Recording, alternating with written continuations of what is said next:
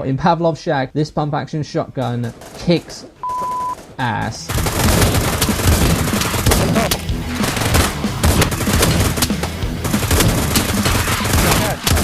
Welcome my fellow VR nerds, this is Eyes on VR, where we talk all things Oculus Quest, we talk all things VR shooters, we talk a bunch about gun stocks, and we even squeeze a little bit of news in there too. But today we're going to be looking at Pavlov Shack's zombie mode. Do LMGs, that's the way. Right, get back into the corner, they're swarming. Oh, get it off me! Okay, now I'm ready. Bring it on! Headshot. What's that? Oh, it's another headshot. And another headshot. Okay, guys, whoa! Whoa, what is it? Raining zombies now? Whoa, back up! Double Uzis, oh my god. Hell yes. Hell yeah, can't be stopped! Okay, so I thought the zombie mode for Pavlov Shack deserves its own review because it really is its own thing compared to what the rest of the game brings. It's like when you talk about Call of Duty Zombies mode and a Call of Duty game, you're going to do it separately. Before we get into the zombies though, I will be bringing the full Pavlov Shack review to the channel finally next week. So don't forget to subscribe and click the bell notification so you get notified when that video is uploaded. Before we start talking all things Pavlov on the channel for the next 2 weeks, I do have to say that Star Wars Tales from the Galaxy's Edge is coming out this week, so I'm going to try and get a quick review of that done and uploaded to the channel during the week. If not, it might be at the weekend with the Pavlov Shack review, so 2 for 1 next Sunday. And also, of course, before we start going into the whole universe of Pavlov for weeks, I'd love for you to go and check out my Contractors review. You can find that here. I go in depth with everything in this game and give you a real taste of what Contractors has to offer. And I'm telling you, for a free game, it's well worth it. But come on, we're here to talk about Pavlov, we're here to talk about zombies and get our horde mode on, so let's do that. So to get this zombie horde mode, you need to first download Pavlov Shack from SideQuest. It's absolutely free. Just go on there, click download to headset, and you're good to go. Once you fire up Pavlov Shack, just go to play online and select a zombie mode, or if you want to play offline, which you can by yourself, and just take on the horde alone, click play offline, select your zombie mode, and you're off. So just to start off, Pavlov Zombies is exactly what you would expect. It is a horde mode zombie shooter. Now it plays a little bit different than what you're probably used to, which is probably your Call of Duty Zombies or maybe even your Gears of War horde mode. It's your typical wave-based horde mode. A whole bunch of zombies come at you, you kill them, the round is over. The next round, there's more, and so on and so on and so on, until you're basically absolutely screwed and everybody dies. This is not a horde mode you can win. You go for as long as you can, a la Call of Duty Zombies. Finish a round, a crate will appear at a random point in the level that you're in. Run up to that crate and on top of them will be various weapons. Now the weapons escalate in effectiveness and power depending on the wave that you are on. So wave 1, you just start with your bog standard 9mm pistol. Then on wave 2, you get a crate that appears and it's got better pistols on it. Everything from a Desert Eagle, a Glock 22 and even a 5.7. There will always be at least 4 different kinds of weapons. And the maximum number of players you can have is 8, depending on the size of map that you're playing on. And then at the end of the next wave, you'll get access to SMGs, your MP5s, your UMPs. And then after that, you'll get access to some assault rifles, AK-12s, M4s, even pump action shotguns, which I highly recommend, by the way. No one ever takes them, they instantly go for the M4. But I'm telling you now, in Pavlov Shack, this pump action shotgun kicks ass.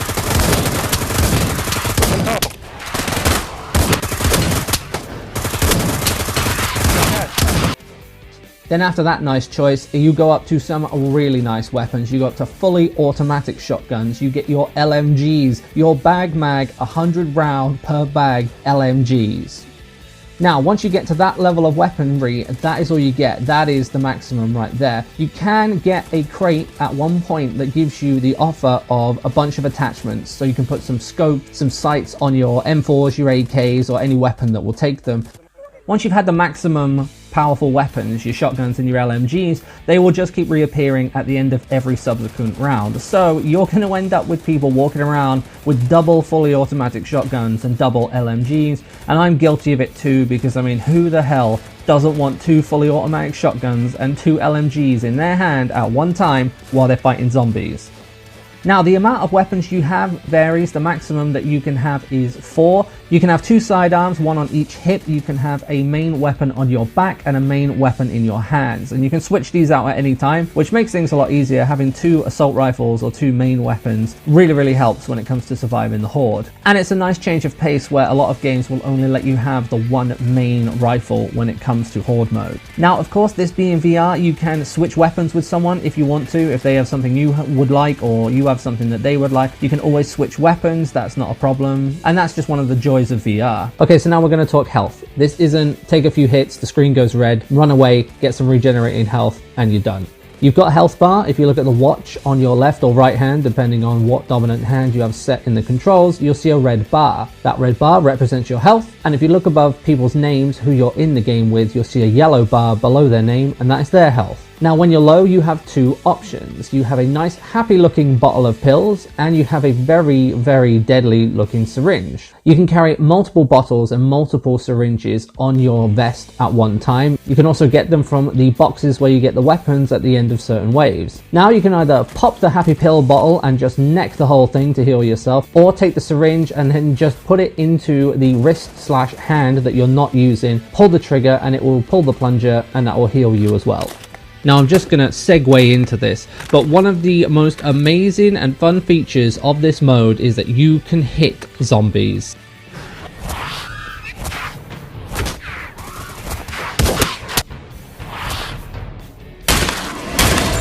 You can hit a zombie with a pistol, you can hit a zombie with a shotgun, you can hit a zombie with a rifle or an LMG, it doesn't matter, but you can smack them with your weapon to stagger them. If you need time to reload, it's especially great with the pump action shotgun where you're out of shots, someone's coming at you, you need to bash them back so you've got time to put some shells in, pump your gun and start going again. What an absolutely fantastic, unique feature, I love it. Okay, so one of the questions I wanted to ask myself was, is this Call of Duty Zombies in VR? It's tough to say. I remember when Call of Duty Zombies first came out at the end of World at War on the PlayStation 3. All we had was Nacht der Untoten, which in German means Night of the Undead. We had one map, a bunch of zombies, and a mystery box, and that's all you got. And this is exactly the same as that. Now, Pavlov Shack's Zombies doesn't differ from this formula. The only difference here is there's no mystery box, and you only get what you're given at the time at the end of a round. What I'm trying to say is, this has started the way that Call of Duty Zombies has started. Call of Duty Zombies, one building, a few weapons, and a bunch of zombies. Pavlov Shack Zombies, whilst you can select from the Pavlov map set, the main map for this is Hospital, which is one map, one level, and a bunch of zombies. This has the potential to be the Call of Duty Zombies of VR. So let's get more into the gameplay. I have to say, this is super fun. I love going up the different waves. I love getting the better weapons. There's always some tension when you start and you've just got a pistol. It's actually quite difficult. It is fun to just jump into this game for a little bit and just start shooting around. I mean, a horde mode is always fun. And if you want to get off some quick, realistic style shooting, but with that horde mode of zombies and you love your zombies, this is exactly the mode for you. It's fun, it's fast paced. The time between rounds is not as long as you think, and you can't mess around like in Call of Duty, blow off a zombie's legs and have it crawl around a map for an hour while you do what you need to do. The round ends, you get like maybe 30 seconds, and then you have to get back to where you are, make sure you're completely reloaded and ready to go. And that ramps up the tension at the beginning of every round, absolutely. Now on the Oculus Quest, I've been playing this on the Oculus Quest 2.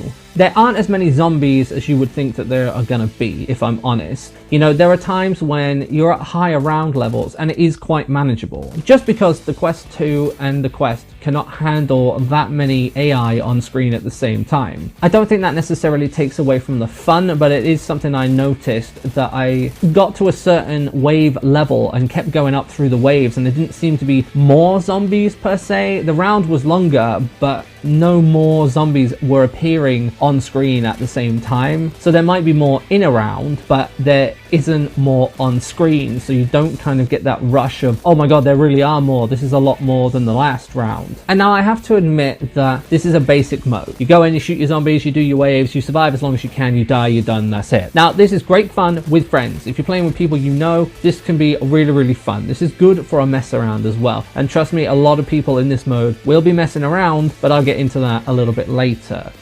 Unfortunately, whilst I was playing this, and I've been playing Pavlov Shack for quite a while since I was on the Quest 1, but you know, I put in some time to capture footage here for the review, and what I found was everything just becomes the same. Once you've got your automatic shotguns and you've got your LMGs, you can't really be stopped. Once everyone has one of those, what can zombies do about it? Especially when you can't add more on screen at one time. The numbers in the waves just go up. They go up from 50 to hundreds, but you never have more than, say, 20 on screen at one time. And with 4 of you, you know, that's only like 5 zombies each and everyone's a winner.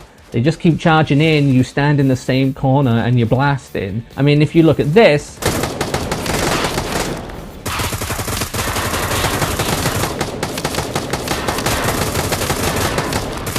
that's basically what the entire game turns into. Unless you're with people with microphones who you can talk to, or friends that you get along with, you can have a laugh and a joke whilst you're doing this. This is all your game becomes. You stand in a corner, all of you, and you shoot some zombies in the face in a very manageable way with a manageable number coming at you. And I think that's a shame, because with Call of Duty Zombies, and I'm talking back in the day, I'm talking Nocta on Toten here, you would get your weapons, you would all back into a corner, start shooting your zombies, but there would just be more and more and more and more. Every round you really did have that tension, because you knew more zombies were coming. You knew that last time 10 came through a window at one time, but now you know it might be 20, 30, 40, 50 all on screen at the same time, and it becomes unmanageable. That was the whole point of the mode. That's the whole point of a survival horde mode. It gets to a point where it's unmanageable to deal with the enemy. But what gets me the most is, it's the ammo. Call of Duty Zombies and other horde modes keep their tension because of ammo. In Pavlov Shack Zombies, you have infinite ammo. If you gave someone a MG42 or a fully auto shotgun in a different horde mode, infinite ammo, your tension would be completely gone, and this is where I lost that feeling of tension in Pavlov Shack Zombies. It doesn't really create much tension, because no matter what and how many zombies are in a round and how much you fire, you know that you have got infinite ammo. You're going to be able to shoot at these zombies, and I think worrying about ammo preservation really helps add tension of a zombie horde mode. There's nothing scarier than when you're all firing away in a corner and you hear somebody say, I'm on my last mag, or I'm running out of ammo. The panic sets in through the whole team, and you all have to come together as a team to try and work it out. What are you going to do with the one guy who cannot shoot anything anymore? When it comes to Call of Duty, you just try and get him to a teleporter, you try and get him to a pack-a-punch machine, you get him to get the best crappy weapon off the wall that you can find, so he has some ammo and can keep buying ammo for it. In VR, it would be completely different. You could take a weapon off your back and you could give it to him. And that would be an absolutely great team move and a real bonding experience, especially if you're playing with friends or even with rando. Maybe the Quest 2 can handle more zombies on screen, but so far there's no patch here to update Pavlov Shack and the zombies mode to the Quest 2's capabilities. What I think would change the entire game is just one simple pack, and that is ammo boxes. You don't have infinite ammo, but there are ammo boxes spread around, like you get in Contractors Online and what you get in Onward as well. Because when you're out of ammo and you have to go out and get more, you're going to need to move as a team, protect the guy who's out of ammo, or just make a mad dash run, try and get some ammo if you're the last guy standing. Contractors has ammo pouches all throughout their levels in the multiplayer, and that really adds to the tension to try and get your ammo, to try and get yourself refilled when you are having troubles. Onward is the same, of course. In the AI modes, you have ammo boxes scattered around the levels so you can refill because you have limited ammo. All you would have to do is add a couple crates throughout the level where you could just run over, open them, load up with magazines, and then go back to exactly where you were. And I think that would change the whole thing. That changes the entire dynamic of the game and of the mode with just one little ad. And now, obviously, some people don't want to play like that. I see a lot of people playing this horde mode in this exact way, and they love it. And I have no problem with that, and it explains why the developers haven't changed that. If it ain't broke, don't fix it. but I think what would be good is maybe just a tick or a switch or a vote in the beginning lobby to say whether you would want ammo boxes or whether you want infinite ammo. That way you can say, oh, I just want to come on and go absolutely crazy with my weapons on this horde mode to just chill out and just do a horde mode. I know I can survive, but I really want to just get down and shoot a bunch of stuff. No problem. But if you want to add that little bit of realism to an unrealistic scenario, then absolutely tick a box, boom, there's ammo pouches instead of infinite ammo. Now, one thing I learned from playing this mode is that it is full of kids and it's really annoying.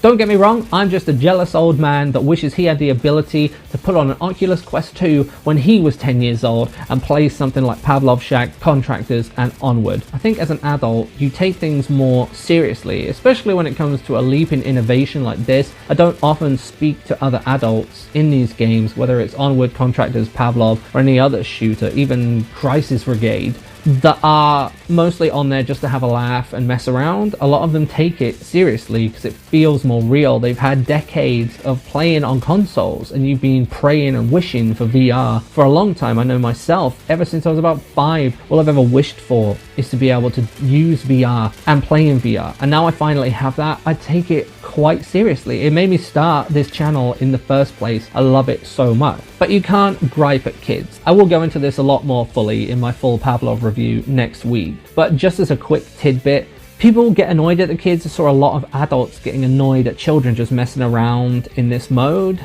and even in Pavlov Shack's mode. But they're just kids, just like I did, messing around on a PS2 or a PS3. This is what that is for those kids. The Quest is just their PS2. And whilst I'm super jealous and envious of that fact, you can't really hold it against them. The VR community has created separate areas for adults that want to take these things seriously. You've got Onward, you've got Contractors. Pavlov definitely attracts the bigger child audience without a doubt. Now, because this game is still in beta, I can't really have a go at how the weapons feel. The weapons feel pretty light in this mode. I think the heavier weapons, they feel a lot better, but that starting 9mm pistol you get feels like a feather, and it feels like it fires feathers. It's just awful, honestly. I don't think I've seen a worse pistol in a VR game yet, if I'm honest with you. The other thing is that zombies will just blatantly ignore you sometimes. It's like they spawn a certain amount on screen, and then they divide that by 4 or 3 or 2 or whoever's in the game, and they send that certain amount of divided zombies at a certain player so it's even. Because I'll be stood there sometimes, have 10 zombies coming at me, 1 will go for me, and the other 9 will just jog on behind me and go and attack the other players, even though I'm right in front of their face. But this is all stuff that could be patched out, so take that with a grain of salt, if I'm quite honest with you. Right, that's it for Pavlov Shack's zombie mode. Is it really fun? Yeah, it can be. Does it get boring? Yes. Is it a Call of Duty beta? No. Hell no. But it has the potential to be. This can be the Call of Duty Zombies of the VR universe. The developers are always saying that they're updating this mode and they've got constant things coming to it. Right now, they're working on something really massive for their normal Pavlov Shack modes, and that's why there probably won't be improvements to zombies for a little bit. But if you want to fire up your Quest and just get your horde mode on with some friends or just with some randos and just have some fun for 20 minutes, this is the mode for you. This is absolutely the mode for you. I think it can do with just some slight tweaks to make it a bit more tense and to make it a bit less easy. Like I said, if you just give us ammo boxes spread around the level and we have limited magazines, the tension's gonna go from down here to up here where you start freaking out. When you hear someone say, oh, I'm out of ammo, you got problems. And I think that makes a lot of difference, and I think that would really play this up in such a fantastic way. Really, there's not much more to say. It is fun, it's free, so go buy it and go and play it and see what you think. This is just my opinion. Now, next week we do have the full Pavlov Shack review coming to the channel, finally, and I'm going to look at everything in Pavlov Shack except the zombie mode, obviously, because I feel like that deserves its own video. Also, next week we've got the release of Star Wars Tales from the Galaxy's Edge, which is going to be coming out, so I'm going to get a review up on that as fast as I can as well. That might come out during the week, it might come out at the weekend. You might even get 2 reviews at the same time next Sunday, so we'll see how we go with that one, because that sounds like a lot of work.